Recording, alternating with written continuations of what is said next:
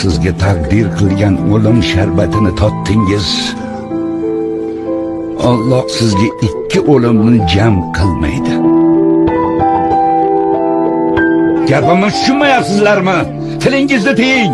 Kimda kim Rasulullohni o'ldi desa, savalayman. Biroz jim tur Umar, quloq sol. Bu odamlar nima deyotganini eshitmayapsizmi? Ular munofiq bo'lib qolishibdi.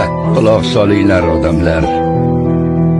Bandalari ustidan hukmron bo'lgan Allohga hamd bo'lsin.